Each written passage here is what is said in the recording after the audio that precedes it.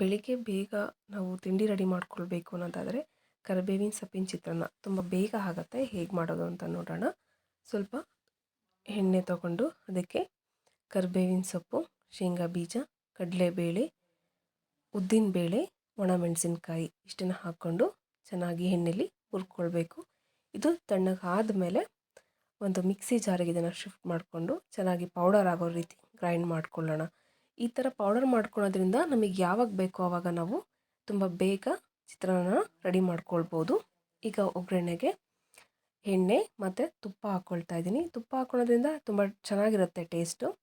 ಈಗ ಮತ್ತೆ ನಾನು ಕಡಲೆಬೇಳೆ, ಸಾಸಿವೆ, ಶೇಂಗಾ, ಉದ್ದಿನಬೇಳೆ, ಒಣಮೆಣಸಿನ್ಕಾಯಿ, ಕರಿಬೇವಿನ ಸೊಪ್ಪು ಎಲ್ಲ ಹಾಕ್ಕೊಳ್ತಾ ಇದ್ದೀನಿ. ಇಲ್ಲಿ ಒಣಮೆಣಸಿನ್ಕಾಯಿನೇ ಯಾಕೆ ಅಂದರೆ ಹಸಿಮೆಣಸಿನ್ಕಾಯಿ ಹಾಕಿದರೆ ಮತ್ತು ಸ್ವಲ್ಪ ಖಾರ ಜಾಸ್ತಿ ಆಗುತ್ತೆ ಅಂತ.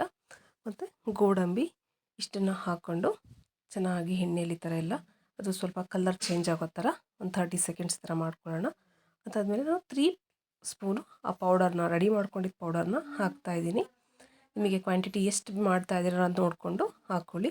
ಟೇಸ್ಟಿಗೆ ಉಪ್ಪು ಹಾಕ್ಕೊಳ್ತಾ ಇದ್ದೀನಿ. ನೋಡಿ ಈ ಥರ ಎಲ್ಲ ಮಾಡಿ ಅದನ್ನು ಚೆನ್ನಾಗಿ ಎಣ್ಣೆಯಲ್ಲಿ ಈ ಥರ ಕುದಿಸಬೇಕು. ತುಂಬ ಒಳ್ಳೆ ಸ್ಮೆಲ್ ಬರುತ್ತೆ. ಇದು ನೋಡಿ ಈ ಥರ ಆದಮೇಲೆ ಆರೋಕ್ಕೆ ಆಗಲೇ ನಾನು ತೆಗೆದಿಟ್ಟಿದ್ದೆ, ಅದನ್ನು ಈಗ ಮಿಕ್ಸ್ ಮಾಡ್ಕೊಳ್ತಾ ಇದ್ದೀನಿ. ಫೈನಲಿ ಕೊತ್ತಂಬರಿ ಸೊಪ್ಪನ್ನು ಆ್ಯಡ್ ಮಾಡ್ತಾಯಿದ್ದೀನಿ. ನೋಡಿ ಕರಿಬೇವಿನ ಸೊಪ್ಪಿನ ಚಿತ್ರಾನ್ನ ರೆಡಿ.